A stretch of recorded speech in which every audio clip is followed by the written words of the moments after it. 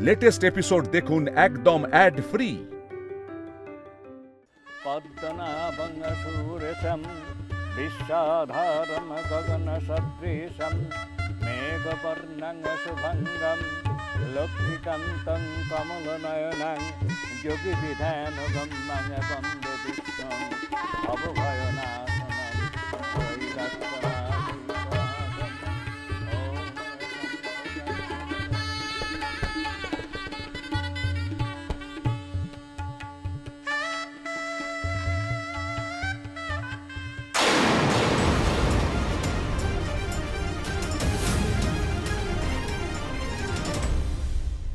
এই রঞ্জনা, আরে কি ব্যাপার, তুমি এইখানে একা একা দাঁড়িয়ে আছো? ওদিকে সবাই কত আনন্দ করছে, চলো চলো চলো ওদিকে চলো চলো। আমি এখানেই ঠিক আছি দেবুদা। না না, আমি জানি তুমি সকালের ব্যাপারটা নিয়ে এখনো ভেবে যাচ্ছ। আরে না না, তুমি আর এসব নিয়ে ভেবো না তো। আচ্ছা রঞ্জনা, দুলাল তো তোমারও কেউ হয়, আপন কেউ তো। তুমি এখানে চুপচাপ দাঁড়িয়ে থাকবে? ওর বিয়ে হচ্ছে ওদিকে, চলো চলো ওদিকে চলো চলো। তুমি এখন এখান থেকে যাও তো। আরে বাবা, কেন যাবো বলো দেখি? আমি যাবোটা কেন? দেবুদা, তোমার ছেলের বিয়ে হচ্ছে, তুমি ওখানে যাও। আচ্ছা আমি জানি আমার ছেলের বিয়ে হচ্ছে, ওটা আমাকে বলতে হবে। বাবা বলছি শোনো, অঞ্জনা পিসি, ওয়াও, জাস্ট ওয়াও, অসাধারণ লাগছে গো তোমাকে। তুমি এখানে দাঁড়িয়ে আছো কেন? ওদিকে তো সোনা ডাকছে তোমাকে। যাচ্ছি আমি। বাবা বলছি তোমাকে না খাবারের জায়গাটা একটু যেতে লাগবে গো। চলো না চলো না। তুমি যাও, শিগগিরই যাও তো ওদিকে। চলো চলো চলো চলো চলো। অঞ্জনাদি, কি সুন্দর লাগছে গো তোমায়, সত্যি খুব সুন্দর লাগছে, তাই না বলো? তোমার মনে জোর দেখে না আমি অবাক হয়ে যাই রঞ্জনা। এত অল্প বয়সে স্বামীকে হারিয়েও কি সুন্দর সেজে গুজে বিয়ে বাড়ি চলে এসেছো। আর আমাদের লক্ষ্মীদের মতো মানুষকে সবার সামনে তোমার কাছে ক্ষমা চাইতে হয়। সত্যি পারো বাবা, নমস্কার তোমাকে। এই টিয়া টিয়া তাড়াতাড়ি চলো, অনেক কাজ দিদি ভাই। শোন না, বলছি যে কি ব্যাপার বলতো, আজকে তো দেখছি একজন তোর থেকে চোখে ফেরাতে পারছে না। Prince charming. একদম না, তুমি কিন্তু আমার থেকে ছোট হও। হ্যাঁ, আমার বোন, একদম ফাজলাম মারবি না। চল। তো কি হচ্ছে, আমি কি শুধু তোর বোন নাকি, তোর বেস্ট ফ্রেন্ডও? আচ্ছা আচ্ছা বাবা, ঠিক আছে। তুমি আমার বেস্ট ফ্রেন্ড। ওই দেখ, ওইদিকে ওই কাকিমাগুলো আবার রঞ্জনা পিসিকে ভুলভাল বলছে। চল না, রঞ্জনা পিসিকে নিয়ে আসি। চল চল চল। ও রঞ্জনা পিসি, রঞ্জনা পিসি, তুমি এখানে দাঁড়িয়ে কি করছো? ওইদিকে কত মজা হচ্ছে। চল চল, আমাদের সাথে আসো। চলো চলো।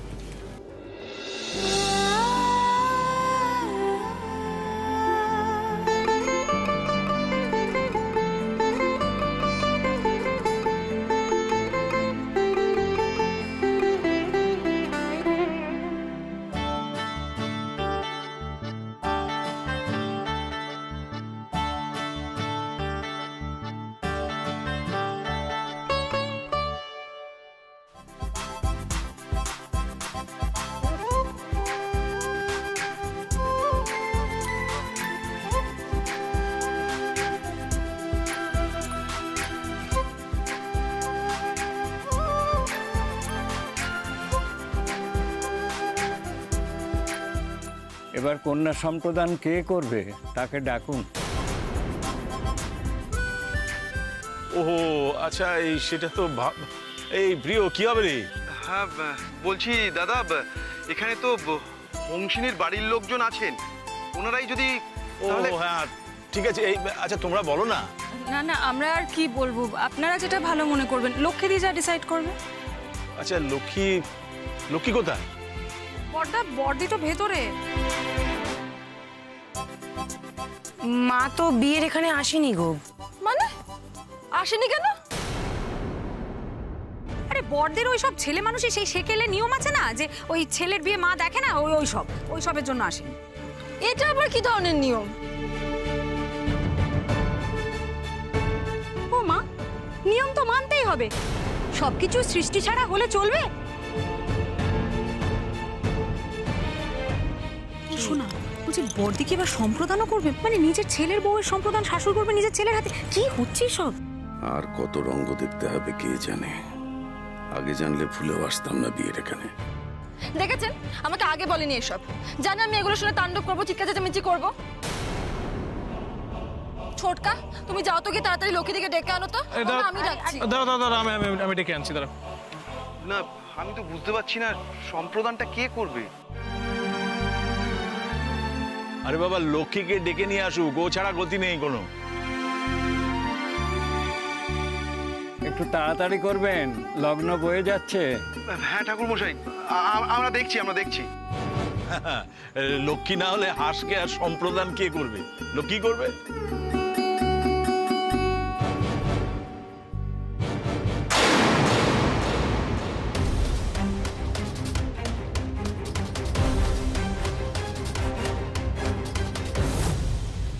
জানি বাবা, মা এটা শুনলে অ্যালাউ করবে? এই তো সকালবেলা কলসি থেকে জল পড়ে গেল বলে রঞ্জনাদিকে কত দোষ দেওয়া হলো। হ্যাঁ, আর এখন এইসব মানে শাশুড়ি করবে, ছেলের বউয়ের সম্প্রদান, ভূভারতে কেউ শুনেছে কোনোদিন এসব কথা? এর বেলা বুঝে নিয়মের অন্যতা হবে না?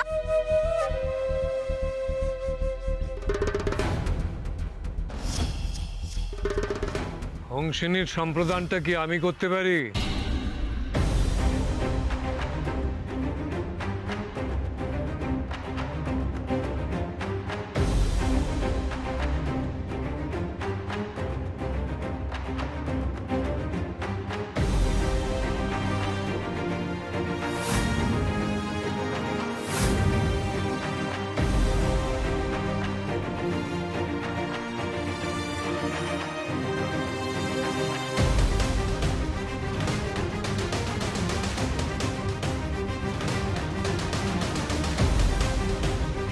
হলো কাঙ্কে?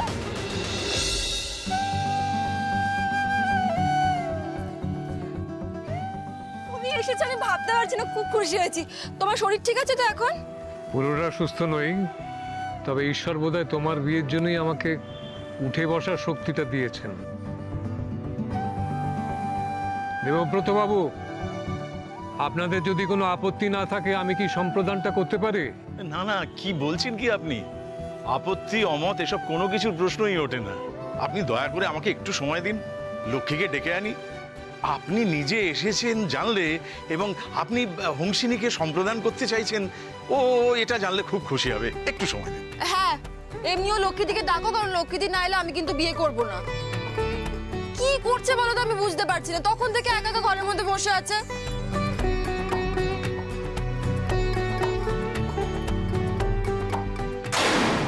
নাটক যে আর কতক্ষণ চলবে কে জানে। এদিকে আমি টাকাটার চিন্তায় পাগল হয়ে যাচ্ছি। না, এখানে দাঁড়িয়ে দাঁড়িয়ে নাটক দেখার কোনো মানে হয় না। এরা এখানে ব্যস্ত আছে, এই সুযোগে ঘরে গিয়ে টাকাটা ভালো করে খুঁজে দেখি। যাই।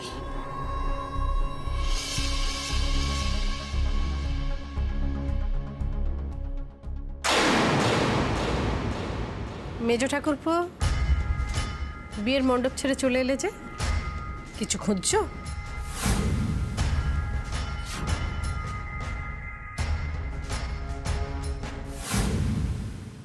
কি হলো, লক্ষ্মীদি কোথায়?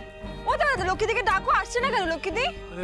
মা তো বললো বিয়েটা না শেষ হওয়া পর্যন্ত মা আসবে না, অমঙ্গল হবে। মানে এটা কি ধরনের নিয়ম? আমি না সিরিয়াসলি বুঝি না এসব নিয়মের কোনো লজিক। মা তো, লক্ষ্মীদি তো মা, মা থাকলে কি করে অশুভ হতে পারে সেটা? সেম রি, সব কাজেরই একটা ব্যাখ্যা আছে। তোরা আজকালকার মাইয়া কিচ্ছু বোঝস না।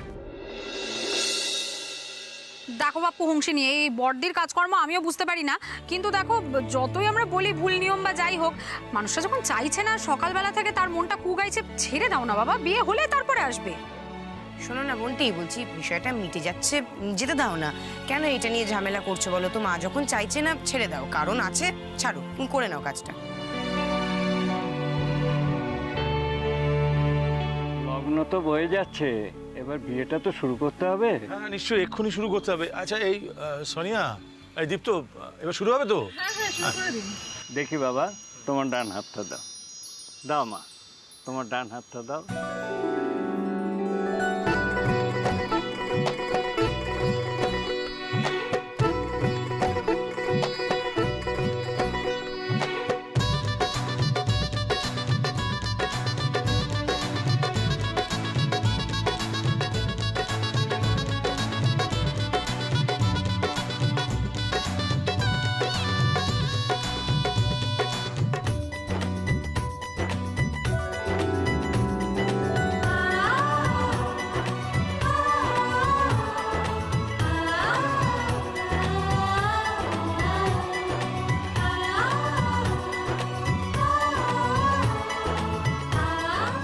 তুমি খুশি তো কোজাগরী? দেখো, আমি হংসিনীকে সম্প্রদান করছি। তুমি নিশ্চিন্ত থাকো, তোমার মেয়ে সুখী হবে। ওর মুখের হাসি দেখে বুঝছো না, লক্ষ্মী খুব ভালো মানুষ, মায়ের মতো আগলে রাখবে তোমার মেয়েকে। তার হাতে তোমার মেয়েকে তুলে দিয়ে আমি নিশ্চিন্ত কোজাগরী।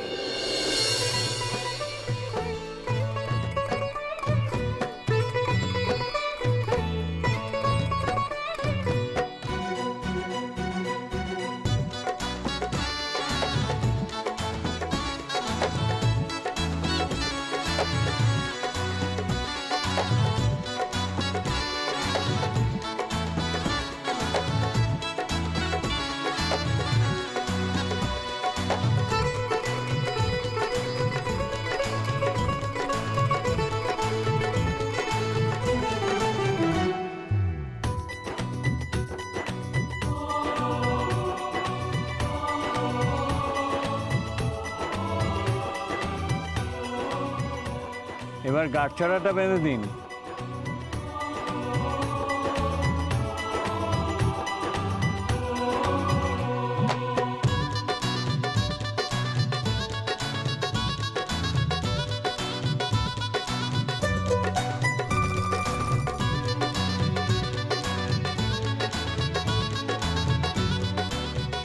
এবার সিঁদুর দেন। দাও তো বাবা, সিঁদুরটা মাকে পরিয়ে দাও।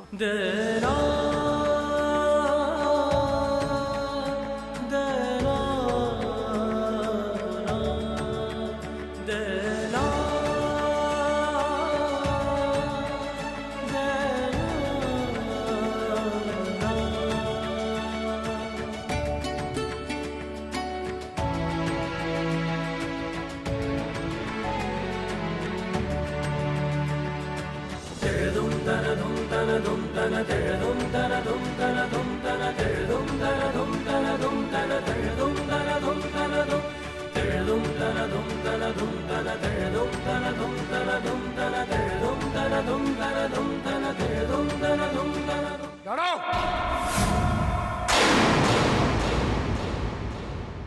বিয়ে বন্ধ করুন।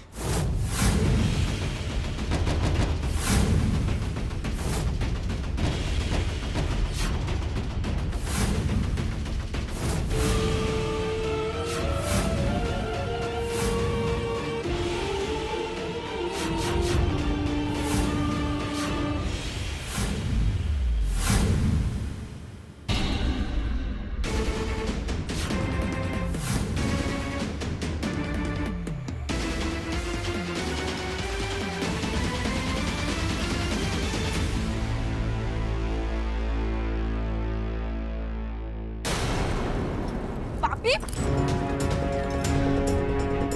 তুমি এখানে কি করছো? কেন এসেছো এখানে তুমি? বুঝতে পারবে। আমি খুব ভালো করে বুঝতে পেরেছি বাপি। আমার জীবনে কোনো ভালো কিছু হোক সেটা তো তুমি চাও না। আমার সুখ তুমি কখনো সহ্য করতে পারো না, না? আমার জীবনটা তছনছ করতে আবার চলে এসেছো তুমি। চিনি প্লিজ, আস্তে, মাথা ঠান্ডা কর। বৌমনি প্লিজ বাপিকে বলো চলে যেতে।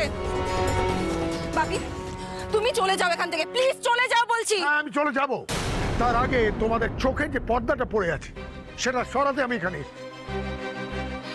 আবার এক কথা, আবার এক কথা। বাপি, আমি আবারও বলছি তোমাকে, আমি আর দুলাল বাবু দুজনেই অ্যাডাল্ট। আমরা দুজনের ইচ্ছে দুজন দুজনকে বিয়ে করছি। তুমি পুলিশ নিয়ে এসেও কোনো রকম কিছু করতে পারবে না। হ্যাঁ, ঠিকই বলছিস চিনি। তুই বয়স হয়তো অ্যাডাল্ট হয়েছিস, কিন্তু তোর বুদ্ধিতে একটা পর্দা পড়ে আছে। মন্দটা দেখতে পাস না, তাই এমন একটা প্রমাণ নিয়ে এসছি না, যেটা দেখলে তুই নিজেই এই মণ্ডপ ছেড়ে পালাবি।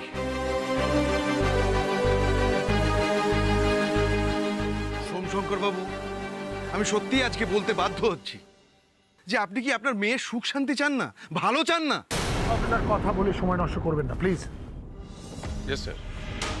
হংসিনী ম্যাডাম, লক্ষ্মী দাস ভিলেজ স্টোরের আন্ডারে যার সঙ্গে আপনি লক্ষ্মীর ভান্ডারের প্রজেক্টগুলো করছিলেন, উনি ওনার 7-7টা দোকান নিজেই বোম ব্লাস্ট করে উড়িয়ে দিয়েছেন। আমাদের তদন্তে আমাদের সে কথাই বেরিয়ে এসেছে।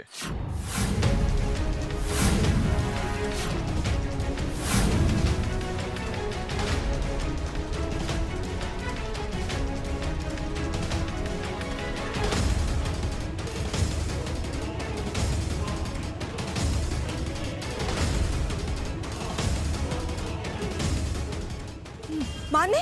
হ্যাঁ, আর জানিস চিনি লক্ষ্মী দাস এটা কেন করেছে? ইন্স্যুরেন্সের মোটা টাকা পাবে বলে।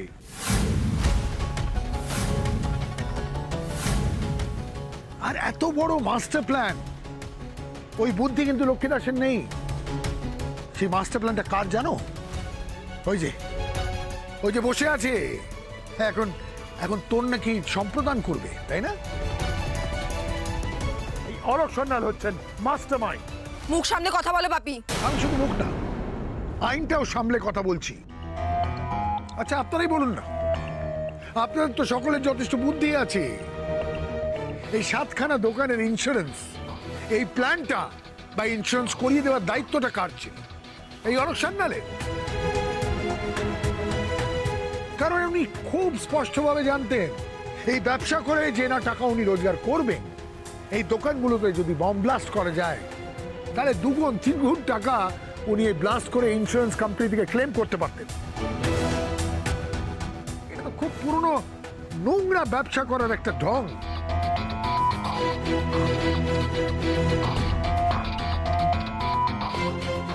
দাঁড়ান দাঁড়ান, আপনি কোন প্রমাণের ভিত্তিতে কথাগুলো বলছেন? না না, লক্ষ্মীকে আমরা চিনি, আপনার কাছ থেকে তাকে চিনতে চাই না।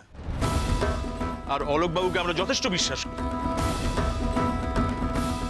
লক্ষ্মীদি ভীষণ সৎ মানুষ, ও এসব করতেই পারে না। আমরা কেউ এসব বিশ্বাস করি না। সত্যিও করতে পারে না। ওরে বাবা রে বাবা, এই হাঁসের বাবা লোকটা তো সাংঘাতিক। এত বড় ছক কষেছে আর আমি তো কিছুই বুঝতে পারিনি।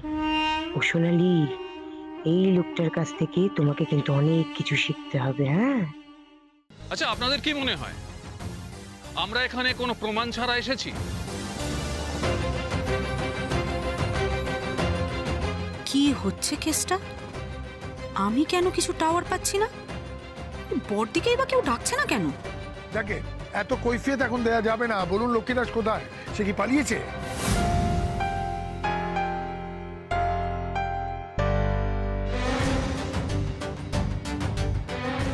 কি হলো? কোথায় লক্ষ্মী দাস? পালিয়েছেন নাকি? এই আপনারা জান তো। ও দাদা, পালাবো কেন? আমি তো এখানে।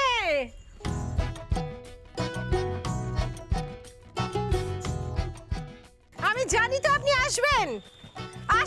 আসছি আপনার কাছেই আসছি, দাঁড়ান। আরে বাবা, আসল কথা আমাদের বাঙালিদের তো ছেলের বিয়ে মায়েরা দেখে না, নজর লেগে যায়। সেই জন্য আমি ভেতরে ছিলাম। What nonsense! ননসেন্স হতে যাবো কেন? আমি তো ফুল অ্যান্ড সেন্স। আমি তো জানি এই আপনার মেয়ের আর আমার ছেলের বিয়েতে আপনি না এসে থাকতে পারবেন না। সেই জন্যই আগে থেকে রসগোল্লা সাজিয়ে এনেছি। নিন নিন নিন, মিষ্টি মুখ করুন। স্যার আপনারা কিন্তু খেয়ে যাবেন, মেয়ে বসে খেয়ে যাবেন কিন্তু। এই তোমরা বিয়ের কাজ বন্ধ রেখেছো কেন? শুরু করো, ঠাকুর বসে মন্ত্র পড়ুন। এ কি? এবার আপনি জেলের ভাত খাওয়ার জন্য প্রস্তুত হন। কেন দাদা, জেলের ভাত আমি কেন খাবো? এই লক্ষ্মী, ওনারা বলছেন তুমি নাকি ইন্স্যুরেন্সের টাকা পাওয়ার জন্য ব্লাস্ট করিয়েছো। হ্যাঁ মা, ওনাদের কাছে নাকি আবার প্রমাণও আছে। ও মা, তাই নাকি? ও রতন, এই মিষ্টির থালাটা ধর বাবা। কি প্রমাণ আছে একটু দেখি। দেখা চিনি, তুই ভালো করে দেখ। এই চিনি দেখ।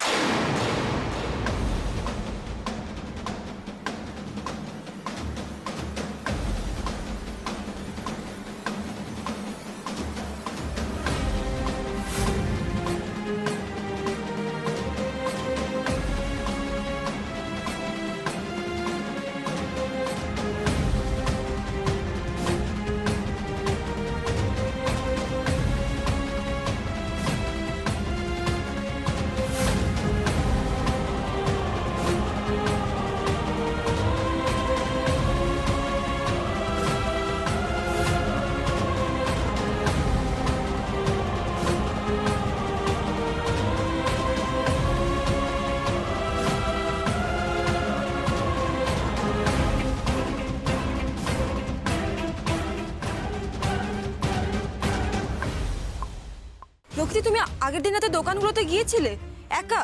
হ্যাঁ, তাতে কি হয়েছে? বলনি তো কেন গেছিলে? এবার কেন গেছিলেন চিনি শুনে রাখ, তার উত্তর পাবি। দেবেন এরা অফিসার। এই তোমরা দিকে এসো।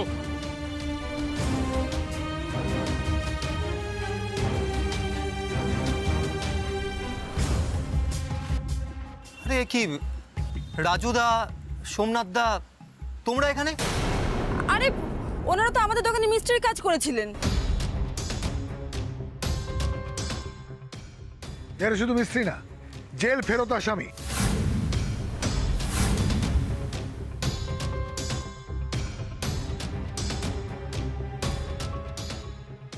অফিসার আপনি তো আমাদের বলেননি এসব।